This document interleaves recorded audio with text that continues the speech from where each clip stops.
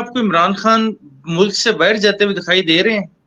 نہیں، خان صاحب ہو سکتا ہے اپنے بچوں کو ملنے کے لیے چلے جائیں، لیکن اگر آپ یہ کہیں کہ بھاگ کے جانا چاہ رہے ہیں تو وہ ایسے نہیں جائیں. ان کا ذائچہ بالکل بھی ایسا نہیں ہے کہ وہ اپنی جان کو خطرے میں ڈال لیں گے، جبر برداشت کر لیں گے، ضد کر لیں گے، لیکن ملک سے اس طرح نہیں جائیں گے کہ مجھے ریلیف ملے. ٹھیک. اچھا، اسٹیبلشمنٹ کی اور عمران خان کے درمیان کوئی مفاہمت، کوئی ڈیل ہو سکتی ہے؟ یہ حالات بہتر ہو سکتے ہیں دوسرے لفظوں میں ان دونوں کے درمیان؟ دیکھیں، میں ڈیل کا ذکر تو نہیں کروں گا، لیکن ڈائلاگ کا ذکر کروں گا کہ اگر اسٹیبلشمنٹ اور عمران خان کے درمیان کوئی ڈائلاگ ہوتا ہے بہتری کے لیے، پاکستان کی بہتری کے لیے، اس کے امکانات بالکل نظر آ رہے ہیں. دسمبر سے بالکل نظر آ رہے ہیں کہ تھوڑا ریلیف جو ہے مل سکتا ہے دونوں کی جانب سے.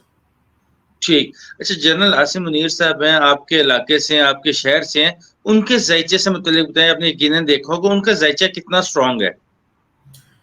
جنرل عاصم منیر صاحب نے جس وقت اٹھایا تھا، کمان سنبھالی تھی آرمی کی، بڑے اچھے وقت پہ سنبھالی تھی، بڑے اسٹرانگ وقت پہ سنبھالی تھی، اور ان کے اقدامات، ان کا لائے عمل بڑا سافٹ رہے گا. کچھ چیزوں کو یہ بہتر کریں گے، ایون اپنے ادارے کی بہتری کے لیے کافی زیادہ سٹیپس، کافی زیادہ قدم یہ اٹھائیں گے، اور اس کے ثمرات نیچے تک انشاءاللہ نظر آئیں گے. عاصم منیر صاحب کا ذائچہ ایک ایسا ذائچہ ہے کہ ایک ایسا شخص جو بظاہر تو شاید اتنا آپ کو کام کرتا ہوا دکھائی نہ دے، لیکن بیک اینڈ پہ وہ بہت زیادہ مصروف رہتا ہے، بہت زیادہ بزی رہتا ہے. جیسے تھنک ٹینکس ہوتے ہیں، تو ان کا برین ایسا ہے کہ ان کی سوچ مثبت ہے، چیزیں ان کی مثبت ہیں، اور اس کے ثمرات سب تک منتقل ہوں گے انشاءاللہ. اور ان کی کوشش ہوگی کہ میں جانے سے پہلے، ریٹائرمنٹ سے پہلے، ہر جگہ پہ مفاہمت، پیار، محبت، امن جو ہے وہ کچھ ایسا کر جاؤں کہ لوگ مجھے اچھی جو ہے یادوں میں یاد رکھیں. ٹھیک. اچھا، فائنینشلی جو کنڈیشن جنرل صاحب بھی بہتر کرنا چاہتے ہیں پاکستان کی، پیسے باہر سے لانے کی کوشش کی جا رہی ہے، کسٹمز اور یہ جو بارڈر پہ جو معاملات تھے ان میں بہتری لانے کی کوشش کی جا رہی ہے، اسمگلنگ روکنے کی کوشش کی جا رہی ہے، اس میں آپ کتنی کامیابی دیکھتے ہیں؟ اور ڈالر کا ریٹ کہاں تک کنٹرول ہو سکتے ہیں ان سب چیزوں کو ملا کے؟ اس میں 100% تو میں بھی شاید کامیابی نہ ہو بارڈرز کی جو ایکٹیویٹیز ہیں ان حوالے سے، لیکن 80 to 85% ضرور کامیابی ہو جائے گی. اور ابھی 2 دن میرے خیال رہ گئے ہیں جو ڈیڈ لائن ابھی چل رہی ہے، تو ڈالر کا نیچے آنا مجھے امید ہے کہ یہ 250 240 تک ضرور جائے گا چند دنوں کے اندر. لیکن بات یہ ہے کہ اکانومی کا جو ستارے ہیں، کیا وہ یہ کہتے ہیں کہ یہ تسلسل برقرار رہے گا؟ تو نومبر 2024 تک میں نہیں دیکھ رہا کہ اکانومی کا جو گراف ہے وہ سٹیبل رہے. یہ اگر نیچے جا رہا ہے، ڈالر اگر نیچے آ رہا ہے، تو یہ واپس اوپر بھی جا سکتا ہے. اور یہ روش جو چلتی ہوئی آ رہی ہے، یہ پلانٹس کے مطابق اگر میں دیکھوں تو ابھی نومبر تک کچھ بہتری نہیں ہے. اگر الیکشن ہو جاتا ہے اور الیکشن کے بعد جو سچویشن ہے وہ ایک دم سے مہنگائی پھر سے عروج پہ جائے گی، پھر سے حالات ایک دم سے، جو بھی نئی حکومت آئے گی وہ بغلاہٹ کا شکار ہوگی بہت زیادہ، اگر نومبر 2024 سے پہلے الیکشن ہو جاتے ہیں تو. ٹھیک. اچھا، افغانستان کے ساتھ پاکستان کے حالات اب فیوچر میں کیسے دیکھ رہے ہیں؟ اور انڈیا پاکستان بارڈر پہ بھی، لائن آف کنٹرول پہ بھی کچھ معاملات دوبارہ سے ہل جل شروع ہو چکی ہے، ان دونوں کو کیسے دیکھ سکتے ہیں؟ اور چاند گرہن کے اثرات ان چیزوں پہ کیسے ہوتے ہیں؟ دیکھیں، چاند گرہن اور سورج گرہن، ان دونوں کے اثرات جو ہیں وہ اتنے مثبت نہیں ہوتے. اس کے درمیان کوئی بھی ایکٹیویٹی ہو تو اس میں اندیشہ ہوتا ہے نقصان کا، چیزوں کے ڈیمیج ہونے کا. اور بالکل پلانٹس، ابھی جوپیٹر بھی خراب چل رہا ہے، زحل بھی خراب چل رہا ہے، پھر راہو کیتو بھی ایک جگہ پہ رکے ہیں 28 نومبر تک. تو بارڈرز کے اوپر، چاہے وہ افغانستان کا ہے، چاہے وہ ایران کا ہے، چاہے وہ انڈیا کا ہے، آپ یہ نہ سوچیں کہ ایران کا جو بارڈر ہے وہاں سے بھی آپ کو کوئی ریلیف ملے گا. تو پاکستان کے جتنے بھی بارڈرز ہیں، چاروں کی روشنی میں دیکھیں تو ہر جانب تشویش، انتشار، لڑائی جھگڑے کا اندیشہ پایا جاتا ہے. 28 نومبر تک ہمارے اداروں کو محتاط رہنے کی ضرورت ہے اور چوکس رہنے کی بھی ضرورت ہے.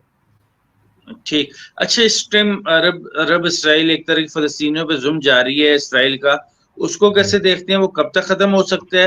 اور سب سے پہلے اس پہ یہ بتائیں، کیا پاکستان کی کوئی انوالومنٹ اس پہ ہو سکتی ہے؟